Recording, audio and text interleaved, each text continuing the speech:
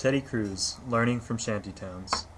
While most architects seek to build, Teddy Cruz seeks to create the economic, social, and political foundation for building to happen on. He calls himself a facilitator, designing urban systems, but not the megasystems of contemporary urban planning. His work is on a smaller scale, a social scale. He proposes that the high-density nature of shantytowns provides a better system of urbanization than the typical American suburb. Where others see poverty and decay, he sees a social and architectural model to be harnessed. He works on projects mainly along the U.S.-Mexican border, focusing on the impact of architecture and urban planning on socioeconomic conditions. He has been studying and theorizing these border conditions for over a decade now, which has recently led to building several projects. Teddy Cruz's inspiration comes from the fast-developing areas between San Diego, California, and Tijuana, Mexico. Here are some of the richest real estates in the world. It's just 20 minutes away from some of the poorest. In these shanty towns, the houses are made out of concrete blocks, sheets of congregated metal, garage doors, and even packing crates. Retaining walls along the sloping landscape are built out of reused tires, and perhaps the strangest sight is California bungalow-style homes resting on one-story steel frames. These are houses from the first wave of modern suburbia, destined for demolition, salvaged and brought to these border cities, gaining new life. The void below allows for high-density urbanization as well as space for economic and social activity. This typology is by far Teddy Cruz's most useful inspiration.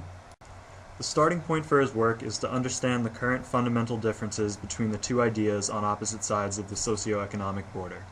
On one hand is the top-down framework for development based on economic capital.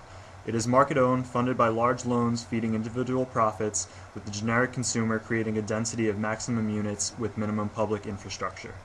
On the other hand is the bottom-up framework that Teddy Cruz idealizes, with social and cultural value as the driving force of the neighborhood. It is neighborhood-owned, geared towards community profit. Density is rethought of as maximum social exchanges per area rather than maximum units. To mend the broken system, Cruz proposes a process of reform with the input of nonprofit organizations, community participants, the municipality, financial institutions, and the architect. The first step is for the nonprofit organization and the architect to coordinate mapping and documentation of nonconforming homes and mixed-use buildings. City Hall then legalizes nonconforming units through an affordable housing overlay zone and authorizes their reconstruction. The next step is the design and production of plug-in additions. The municipality prepackages construction permits and allows the nonprofit and the architect to manage the process. Finally, the nonprofit manages subsidies and microcredits by breaking large construction loans. Community residents partner with the organization to co-own resources. Two projects in which Teddy Cruz has turned his theory into practice are in San Ysidro, an American city just north of the border. The city is a low-income area, primarily made up of immigrants from Mexico. Working with the community based on organization Casa Familiar, Cruz created two systems of high-density housing on underutilized sites. The first of these projects is called Senior Housing with Childcare. Here, instead of one large building, he created 13 small flats.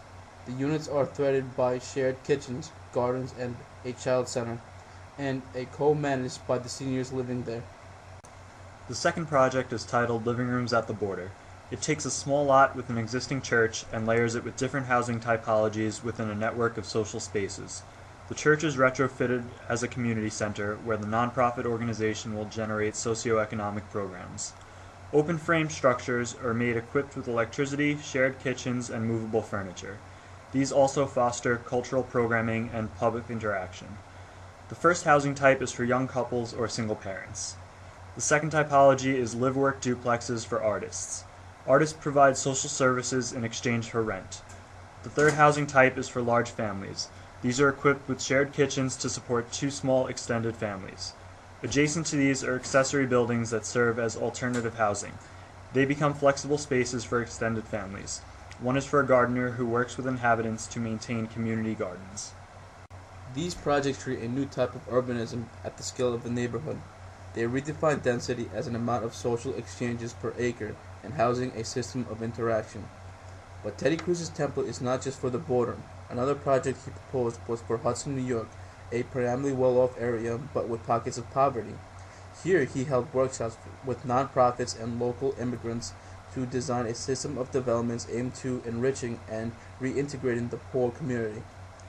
Through his work, Teddy Cruz creates a solution for the depressing model of a small-town American suburbia. He weaves together housing and community programs to create a rich urban fabric at a small scale with a high density.